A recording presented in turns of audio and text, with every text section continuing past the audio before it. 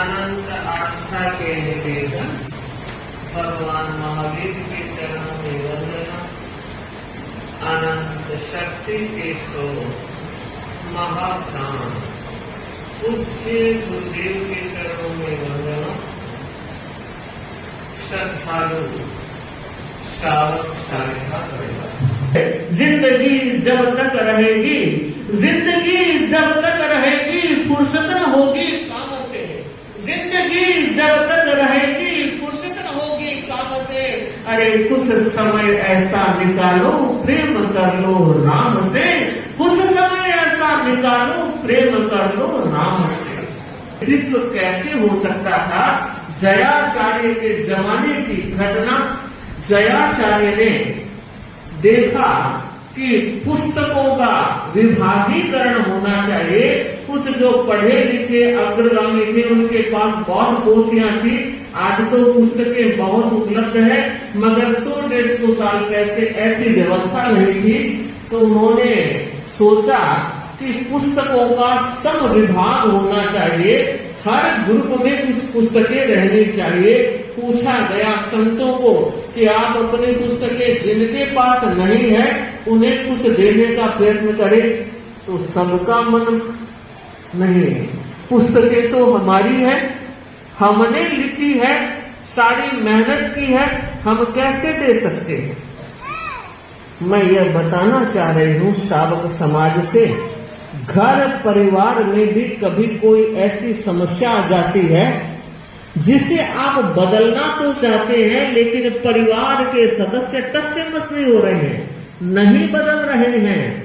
सुने, जयाचार्य अगर आदेश दे देते तो क्या मजाल थी संतों की वो ना कह दे, लेकिन हर जगह आचार्य आदेश नहीं देते हैं, निर्देश की भाषा रहती है और कई बार सामने वाले के विवेक पर छोड़ देते हैं कि हमने ऐसा चिंतन किया है, अब तुम्हारा कोई विचार हो तो बता दिया जाए। बंधुओं, उस समय जयाचार्य ने संतों की, अग्रगामी संतों की एक मीटिंग बुलाई, गोष्ठी आयोजित की, संगोष्ठी हुई और उस संगोष्ठी में जयाचार्य ने पूछा कि आपके पास जो पुस्तक पढ़ने हैं वो किसके निष्ठाय में है? तो क्या कहा? वो हमारी निष्ठाय में, हमारे अपने हैं, हमारे हैं, हमारी निष्ठाय में। अगला प्रश्न सुनिए, जयाचार्य ने पूछा आपके पास जो साधु है वो किसके है? अन्नदाता, ये तो पूछने की बात ही नहीं है। जन्म भूमि के साथ हमें संस्कार दिए गए हैं कि तेरा पंथ का कोई संत, तेरा पंथ की कोई साध्वी गुरु और गुरु जी नहीं होगी, सारे शिष्य गुरु के ही होंगे। तो क्षमा अन्नदाता, वो तो सब आपके ही हैं। अब देखिए, एक मत में हो गए पोथी पन्ने हमारे और साधु संत आपके। अब जयाचार्य ने फरमाया कि जब साधु संत हमारे हैं, मेरे हैं, तो हमारे साधु संत आपके पोथी पन्नों का भार क्यों उठाएंगे? जिन जिन के हैं वो खुद भार उठाएगा, मेरे साधु भार नहीं उठाएंगे। और बंधु, अकेला अभिमान कितना भार उठाएगा? वो तो सहगामियों का पूरा सहयोग रहता है, तभी व्यवस्थाएं समुचित रूप से आगे बढ़ती है। और बंधुओं, कुछ संतों ने तो उसी समय कह दिया, कमान दाता, ये पोथी पन्ने आपके चरणों में हाजिर है, आपको जैसे करना हो करें। और कुछ ने 2-4 दिनों के बाद सोचा और देखा इतना वजन तो हम अकेले नहीं उठा सकते। और बंधुओं, वो घड़ी और वो पल संघ के लिए कितना मंगलकारक बना, कितना कल्याणकारी बना। आज कोई भी साधु साध्वी ये नहीं कहता पोथी पन्ने मेरे। और हमारे यहाँ तो एक नियम बना हुआ है कि कोई भी साधु साध्वी 1 वर्ष से, 2 वर्ष से या 10 वर्षे, हमने भी एक बार 9 वर्ष के बाद दर्शन किए हैं। जब भी कोई साधु संत गुरु के दर्शन करता है तो सबसे पहले वो समर्पण करता है। वंदे गुरुवरम, ये पोथी पन्ने, ये साधु साधियां और मैं सब आपके चरणों में हाजिर हैं। अब आप जहां रखे वहां रहने का भाव है। ये समर्पण बोले बिना हम लोग अग्रगामी साधु साधियां मुंह में पानी तक नहीं ले सकते। मुझे याद है दीक्षा लिए बहुत थोड़ा समय हुआ था। गुरुदेव तुलसी बरड़ासर गांव में विराज रहे थे।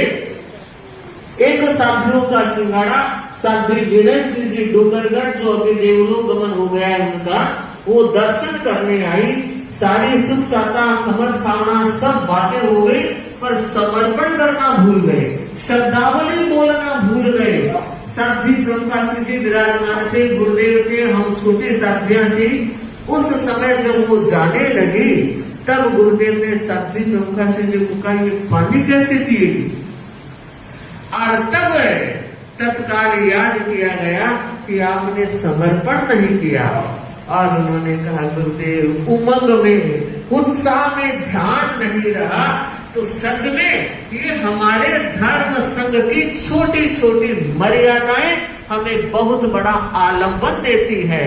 मैं कहना चाहूंगी श्रावकों, परिवारों में भी कुछ अनुशासन होना चाहिए। परिवारों में भी कुछ परिवार की मर्यादाएं होनी चाहिए, कुछ व्यवस्थाएं होनी चाहिए। इससे क्या होगा? परिवार का एकत्व बना रहेगा, परिवार का संगठन बना रहेगा और परिवार में समरसता बनी रहेगी। उसके लिए जरूरी है परिवार के जो बुजुर्ग हैं, परिवार में जो बड़े हैं, अथवा परिवार को जो लीड कर रहे हैं, लीड ले रहे हैं, उनका दायित्व है कि परिवार में कुछ अनुशासन और व्यवस्थाएं बने रहनी चाहिए, ताकि सबको आनंद में रहने का और आराम से जीने का अवसर उपलब्ध होता रहे। तो आज जो धर्म संघ में आनंद है, निश्चितता है, उसके कई कारणों में एक कारण, बड़ा कारण है आचार्य भिक्षु की ये मर्यादाएं। और उत्तरवर्ती आचार्यों को प्रणाम करती हूँ कि जिन्होंने, एक बाप बहुत कुछ कमाकर रख जाता है, मगर पीछे बेटे अगर उतने होशियार नहीं हो तो बाप की पूंजी खा करके सड़क पर आ जाते हैं। ये हमारे तेरापंथ धर्म संघ का सौभाग्य है बंधुओं कि उत्तरवर्ती आचार्यों ने भी इन मर्यादाओं का मान बढ़ाया है, सम्मान बढ़ाया है। घटना, ऐसी अनेक घटनाएं हैं जिन घटनाओं के माध्यम से हम देख सकते हैं कि किस तरह से हमारे धर्म संघ में आचार्यों ने मर्यादाओं को प्राण प्रतिष्ठित किया है। न केवल प्राण प्रतिष्ठा ही, आज तो रविवार है, 11:15 तक बोल सकती हूँ क्या? 10:30 तक ही, 11:15, ठीक है, फिर 5-7 मिनट सूचना